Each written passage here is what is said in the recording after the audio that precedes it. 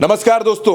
Bharatiya Janata party ने नीतीश कुमार के सियासी ताबूत पर आखिरी कील ठोक दी है, ऐसा लग रहा है। और ऐसा इसलिए भी क्योंकि नीतीश कुमार को सीधे सीधे चैलेंज हुआ है और यह चैलेंज डिप्टी सीएम की तरफ से हुआ। क्या कुछ हो रहा है बिहार में नीतीश कुमार के साथ, भरत जी से समझेंगे। भरत जी, नीतीश कुमार के स्वाभिमान को कैसे चुनौती मिल रही है?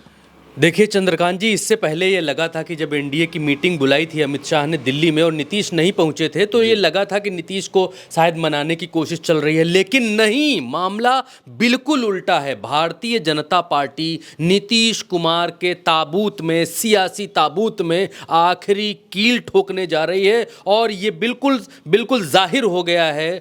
भारतीय जनता पार्टी की तरफ से डिप्टी सीएम है विजय सिन्हा। उनका बयान में कोट करके आपको पढ़कर बताने जा रहा हूं, सुनाने जा रहा हूं। आप सुनकर हैरान हो जाएंगे, चौंक जाएंगे।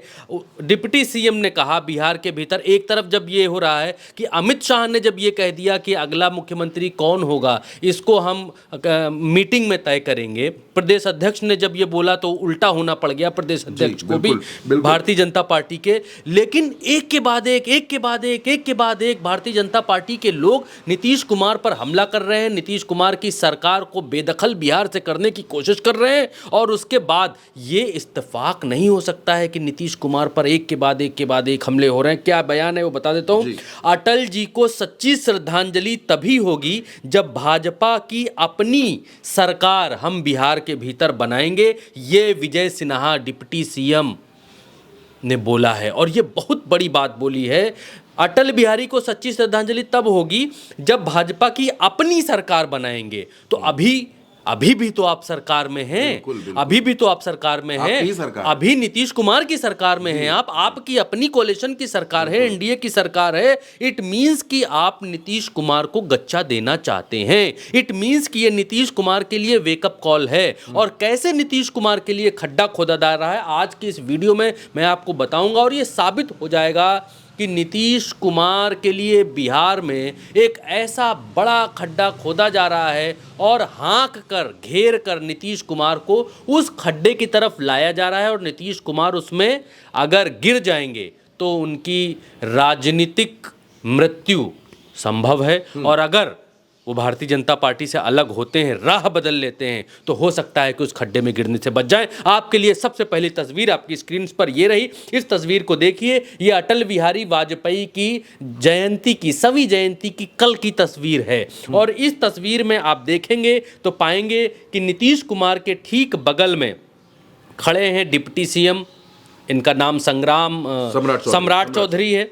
और उनके ठीक दो आदमी बगल छोड़ के तब खड़े हैं दूसरे भारतीय जनता पार्टी के डिप्टी सीएम, जिनका नाम विजय सिन्हा है। ये दूरी ये बताती है और ये पास खड़े रहना ये बताता है कि एक आदमी सोहराएगा, एक आदमी मालिश करेगा और दूसरा आदमी कान के नीचे झन्नाटे से रख के निकल जाएगा। ये नीतीश कुमार के साथ हो रहा है। बिल्कुल। राहुल गांधी ने जो बात कही थी कि एक चोर आता है वो आपसे बातचीत करता है, दूसरा चोर आता है ध्यान भटकाता है और दूसरा जेब काट के चला जाता है। तो बिहार के भीतर नीतीश कुमार के साथ ठीक वैसी परिस्थितियां हैं कि एक आता है ध्यान भटकाता है। मोदी जी कहते हैं कि अरे नीतीश जी बढ़िया आदमी हैं। अमित शाह कहते हैं नहीं वहाँ का सीएम अगला हमारी तरफ से होगा, हम तय करेंगे। फिर ये होता है कि अरे अंदर खाने की बात यह भी है कि नरेंद्र मोदी ने अमित शाह को यह भी बोला कि हम बिहार का चुनाव नीतीश कुमार के गाइडेंस में लड़ेंगे। नरेंद्र मोदी नीतीश कुमार को, इधर आ जाइएगा, नरेंद्र मोदी नीतीश कुमार को यह समझाते घूमते हैं कि आप ही के नेतृत्व में चुनाव लड़ेंगे। और उनके जितने अगल बगल के लोग हैं वो लଗୁआ भगुआ छर्रे तमंचा जो भी कह लीजिए, वो ये कहने की कोशिश करते हैं कि अगला सीएम हमारा होगा। वो ये साबित करने और करने की कोशिश में लगे हुए हैं। और नरेंद्र मोदी सिर्फ और सिर्फ नीतीश कुमार को बहलाए हुए हैं। बहलाने के पीछे कारण क्या है? अब लोग ये कहेंगे कि भरत जी आप ऐसी थ्योरी बता रहे हैं, ये बता रहे हैं, तो बहलाने के पीछे नरेंद्र मोदी को क्या मिलेगा? बहलाने के पीछे का कारण देखिए, बहलाने का पीछे का कारण बहुत मजबूत और सॉलिड है। भारतीय जनता पार्टी जिन जिन राज्यों में उसकी अपनी सरकार होती है, उन राज्यों में चुनाव जीतना, सरकारी मशीनरी का उपयोग करना या चुनाव आयोग का उपयोग करना या सरकारी ताकत का उपयोग करना बहुत आसान हो जाता है। आप हरियाणा ले लीजिए, भारतीय जनता पार्टी की सरकार थी। बिल्कुल। ये था कि कांग्रेस बहुमत के साथ चुनाव जीतेगी। भारतीय जनता पार्टी ने कांग्रेस को बुरी तरह हराया और भारतीय जनता पार्टी जीत के आई। किसके बलबूते पर? ताकत किसकी थी? सरकार की, सरकारी मशीनरी की। महाराष्ट्र में आइए, महाराष्ट्र के भीतर भारतीय जनता पार्टी की कोalition सरकार थी। महाराष्ट्र के भीतर यह था कि भारतीय जनता पार्टी की चुनाव, भारतीय जनता पार्टी हारेगी यहां पर और इस बार इंडिया गठबंधन मजबूती से आएगा वापस। लेकिन क्या हुआ? हुआ क्या? आप देखिए कि भारतीय जनता पार्टी और एनडीए की सरकार महाराष्ट्र में वापस कर गई। क्यों? क्योंकि महाराष्ट्र में सिटिंग गवर्नमेंट इनकी थी। अब इसका एक और उदाहरण मैं आपको देता हूं। झारखंड, झारखंड के भीतर भारतीय जनता पार्टी की सरकार नहीं थी। झारखंड के भीतर हेमंत सोरेन की सरकार थी। हेमंत सोरेन की सरकार को बीट करना भारतीय जनता पार्टी के नाको चने चबाने जैसा हो गया। भारतीय जनता पार्टी हेमंत सोरेन की सिटिंग सरकार में, हेमंत सोरेन के सिटिंग सरकार में रहते हुए वहां अपनी सरकार नहीं बना पाई। वाय? क्यों? क्योंकि सरकारी मशीनरी नहीं थी, जाहिर सी बात है, मशीनरी नहीं थी।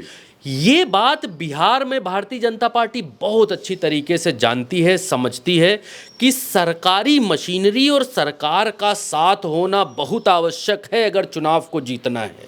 भारतीय जनता पार्टी के लोग, इनकी डिप्टी सीएम अमित शाह ये जो बात कह रहे हैं कि सीएम हमारा होगा या सीएम हम बाद में तय करेंगे, ये बहुत जांचा परखा समझा बूझा बयान है, समझी बूझी रणनीति है कि नीतीश कुमार भारतीय जनता पार्टी को तब तक चाहिए जब तक चुनाव नहीं होते हैं। चुनाव में सरकार अपनी रहेगी, पुलिस वाला अपना रहेगा, डीएम अपना रहेगा, कलेक्ट्रेट अपना रहेगा, एसडीएम अपना रहेगा। डरने की कोई बात नहीं है, चुनाव अच्छे से निपटेगा। और इसीलिए भारतीय जनता पार्टी बिहार में सरकार में बने रहना चाहती है तब तक जब तक चुनाव नहीं हो जाते। और इसीलिए भारतीय जनता पार्टी को नीतीश कुमार की आवश्यकता है बिहार के भीतर। नरेंद्र मोदी को तो आवश्यकता है ही है, क्योंकि नीतीश कुमार उनकी बैसाखी है। नरेंद्र मोदी नीतीश कुमार को सोहरा रहे हैं, नीतीश कुमार को बोल रहे हैं कि नीतीश कुमार जी आप की नेतृत्व में लड़ेंगे। और उनके सारे प्यांदे नीतीश कुमार के राजनीतिक ताबूत में आखिरी कील ठोकने में जुटे हुए हैं। एक चीज़ और, एक तस्वीर और दिखाता हूँ। अटल बिहारी वाजपेयी की जयंती थी, उस पर नीतीश कुमार जो है, आप तस्वीर देखिए, नीतीश कुमार जो है अटल बिहारी वाजपेयी को जो है वो फूल अर्पित कर रहे हैं, माला अर्पित कर रहे हैं और अकेले अर्पित कर रहे हैं।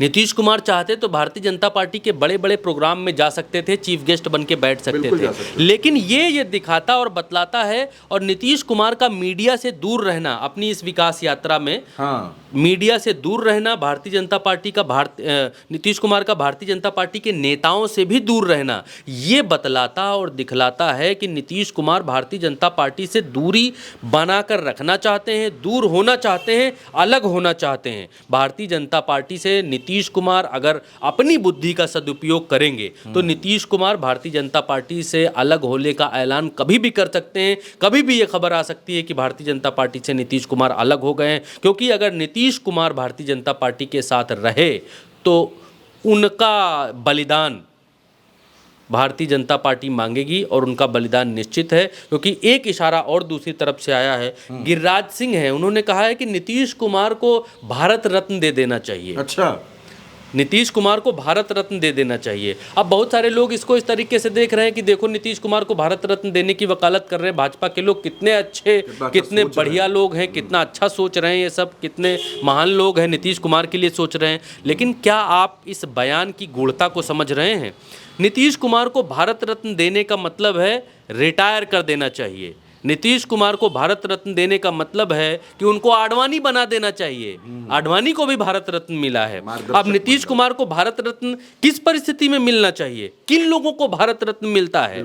आप ये इस चीज़ के जड़ में जाएंगे तो आपको मालूम चलेगा। बिहार के भीतर जो परिस्थितियां नीतीश कुमार के लिए बना के रखी गई हैं, मुझे लगता है कि नीतीश कुमार की या तो याददाश्त ठीक नहीं है, या तो नीतीश कुमार बहुत ही ज़्यादा चालाक नेता हैं, बहुत ही ज़्यादा चाणक्य टाइप के नेता हैं, इसलिए वो आखिरी धार तक देखना चाह रहे हैं, या फिर उन्होंने सब कुछ छोड़ दिया है और उनको बनना ही नहीं। दो ही परिस्थितियां हो सकती हैं। लेकिन इन दोनों परिस्थितियों में जिस तरीके से नीतीश कुमार जनता के बीच उतर रहे हैं, संघर्ष कर रहे हैं, वो ये बतला रहा है, वो ये दिखला रहा है कि नीतीश कुमार के भीतर अभी भी राजनीति करने की वो पुरानी वाली चाहत और इच्छा वैसे ही जीवंत है और वो राजनीति राजनीति में भारतीय जनता पार्टी हो, मोदी हो या शाह हो, बिहार के लिए लड़ने के लिए वैसे ही तत्पर हैं, लेकिन नीतीश कुमार भारतीय जनता पार्टी का साथ कब छोड़ेंगे, कब, वेन, आज रात में, कल रात में, कल सुबह, परसों सुबह, 2 दिन बाद, 4 दिन बाद, 4 महीने बाद, चुनाव से पहले, चुनाव के बाद,